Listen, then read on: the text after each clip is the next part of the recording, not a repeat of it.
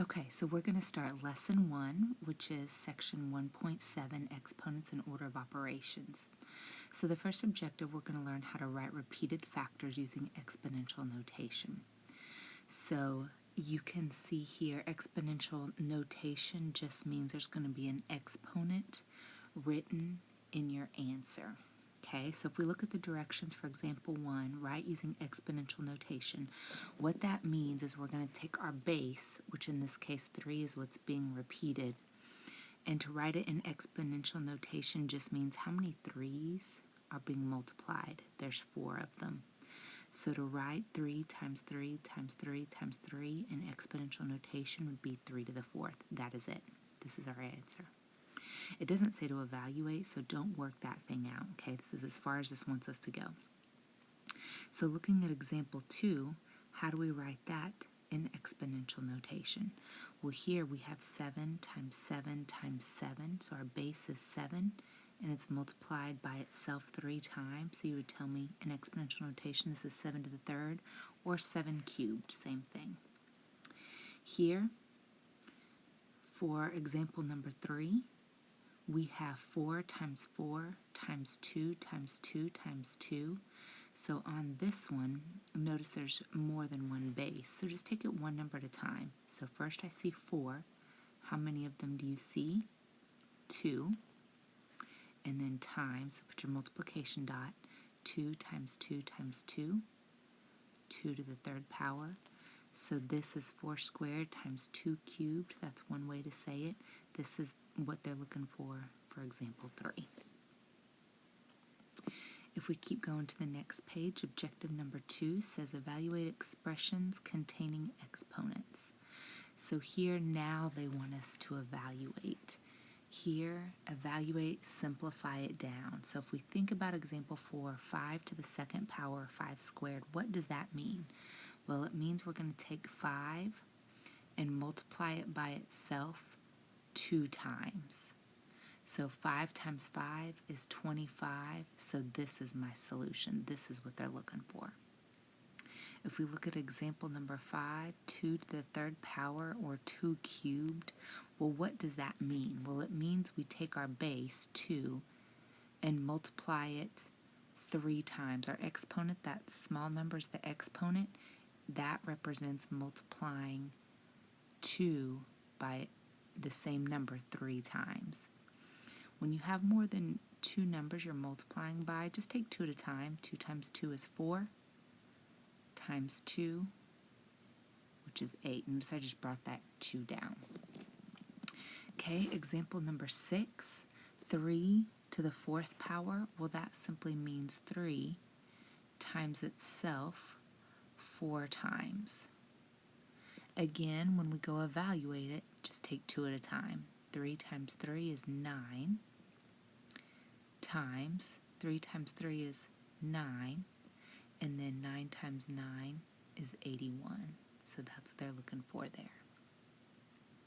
Okay, moving on to objective number 3, use order of operations. So you will notice order of operations in this part right here, there are 4 steps.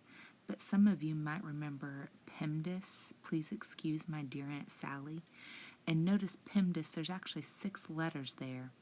However, there's only 4 steps, and that's because multiply and divide work hand in hand, and add and subtract work hand in hand. So really, parentheses is step 1. That's what they're talking about here. Step 2 is to deal with your exponents. That's what they're talking about here. Step 3 is multiplication and division, which they're talking about here. And notice they say to do it from left to right. So when you get to step 3, I don't care whether multiplication comes first or division comes first, you work it left to right. And then step 4, add or subtract, that's what they're talking about. And it's the same thing. You just work that left to right. Okay? There we go. So as we look at example 7, if you're unsure of where to start, just start at step 1. So ask yourself, do I have any parentheses to even deal with? No, we don't. So keep going. Step 2 is exponents. Do I have any exponents to deal with? No, I do not. Step 3 is multiplication and division. Remember, this works hand in hand, so I don't care which one comes first. You just work it left to right. Because division comes first, that's what I'm going to do first. So first is 20 divided by 2, which is 10. So I simplify that and put that there. And then I'm just bringing everything else down that I'm not using. That way, you don't get lost in these. So I've taken care of that section. However, step 3, we're still there because we still have some multiplication to deal with. So bring down what I'm not using, 10 minus, go ahead and perform the multiplication. 3 times 2 is 6. And then go ahead, step 4 is add and subtract. Well, all we have is some subtraction, and 10 minus 6 is 4. So just take it one piece at a time. 4 is our final answer. Okay? Looking at example 8, again, if you're not sure where to start, just start at the beginning. Do we have any parentheses to deal with? No, we do not. Do we have any exponents? Step 2, yes, we do. This 4 squared, keep in mind, that means 4 times 4. 4 times 4 is 16. Make sure you never multiply the number, the base times the exponent. Never do that, okay? So go ahead, simplify that and bring down what I haven't used yet. Divided by 2 times 5.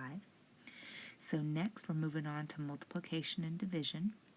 So work it left to right. What do you see first? Division. So do it. 16 divided by 2 is 8. Bring down what I haven't used yet. Finally, 8 times 5, 40. Final answer. So take it one step at a time. Okay, example number 9.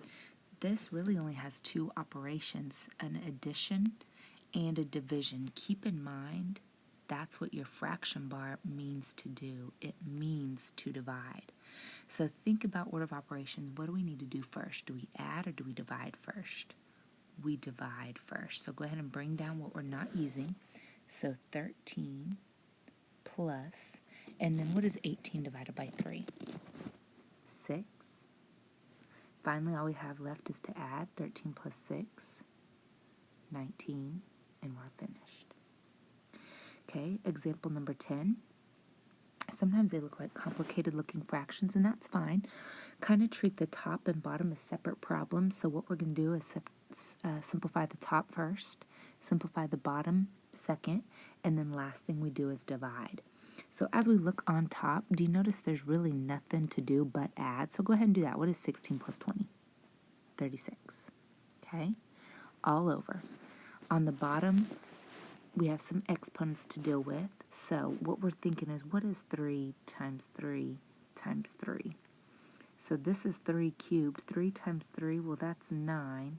9 times 3 is 27. So I know 3 to the 3rd power is 27. Go ahead and bring your minus sign over. 3 squared, 3 times 3 is 9. So notice the top is already simplified. Keep rewriting that. We need to simplify the bottom. 27 minus 9 is 18, I believe. 7, yeah. And then now you'll notice we have a number on top over a number on bottom. So now just divide. 36 divided by 18 is 2. Final answer. Okay. Next problem. Do we have parentheses to deal with? Yes, we do. So this is our first step. So go ahead and bring over what I'm not using. 20 divided by 5 is our first step, and that is 4. And honestly, whether you put parentheses here or not, it means the same thing. Whether you put minus 4 or minus 4 with parentheses, it's still just a minus 4, okay? So as far as parentheses goes, we are done. There's nothing left to do in the parentheses.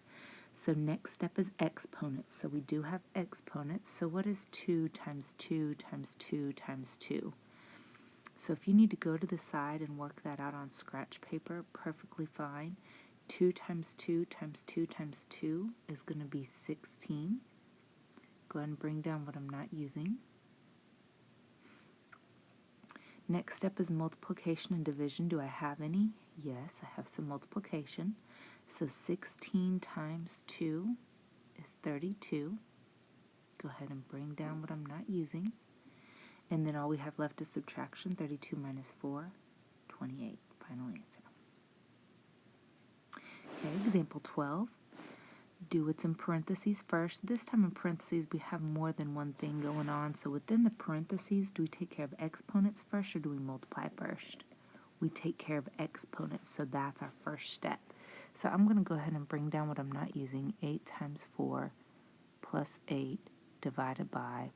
So 2 squared is my first step, which is 1, and I just brought everything down. We still have some stuff in parentheses we need to take care of, so I'm going to go ahead and bring down 8 times 4 plus 8 divided by, and 4 times 1 is 4. Whether you put that 4 in parentheses or not, it doesn't matter, because it's still going to mean divided by 4. So we took care of parentheses. Next is multiplication and division, and we have some. So multiplication is what I see first, left to right. 8 times 4 is 32. Bring down what I'm not using. We still have some multiplication and division in that step. We have the division, so I'm going to bring down what I'm not using. 8 divided by 4 is 2. And then now we just have one last step, 32 plus 2. 34, final answer. Okay. All right, before we jump into example 13, let's kind of review dividing by 0 real quick. So dividing by 0, if I asked you the difference between these two problems, if I asked you what is 0 divided by 10, many of you would say 0, which is correct. If you think about it, if I have 0 objects and I go divide them into 10 equal parts, I'm going to have nothing still in each group, right? And you can always check it too. 0 times 10 is 0, so we know that's correct. However, if we have 10 objects and we want to divide them into no equal groups, a lot of times people will say 0 on that. But if you want to check it, 0 times 0 is not 10. And if you think about it, nothing times 0 is going to give you 10. If you also think about it logically, if I have 10 objects and to try to divide them into no groups, there's just no way we can do that. So in math, we just say that this is undefined. So if earlier you learned this, 0 divided by a number is always 0, whereas if you're dividing by 0, it's always undefined. It just makes it easier. You'll see this quite a bit from here on out. So just keep that in mind. So as you look at example 13, and we work through number 13, well, we have to divide first, right, before we add. So if we think about what is 10 divided by 0, 10 divided by 0 is undefined. I cannot do that. So if you think about how do I add 9 to something I can't do, you can't do that either. So as soon as you recognize that this is undefined, you're already done. The solution to example 13 is undefined. Can't do it. Okay? And if we look at number 14, this one has some brackets, which is the first time we've seen that. And brackets are just glorified parentheses. So our focus are these. I thought I grabbed the pen. Nope, just joking. There we go. Okay, so our first focus is the brackets. Well, what should we do within the brackets? Well, we need to take care of those parentheses first. So I'm going to go ahead and bring down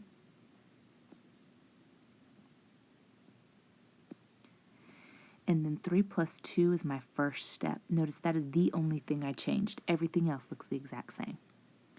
Okay, we still have some brackets to deal with. And so within these brackets, we'll go ahead and bring down 5 times 2 and plus. I'm not ready to use that yet. And if you notice, 8 minus 5, that's my next step. That's what's inside the brackets. 8 minus 5 is 3. If you want to put parentheses or brackets around that 3, that's fine whether you do or don't. Because if you think about it, it still means a plus 3 whether they're there or not. Okay? So we're done dealing with simplifying what's inside the parentheses. There are no exponents. So next is multiplication and division, which we have some multiplication. 5 times 2 is 10. Bring down what I'm not using. And then finally 10 plus 3 is 13. So I'm finished. And that is 1.7 exponents in order of operations.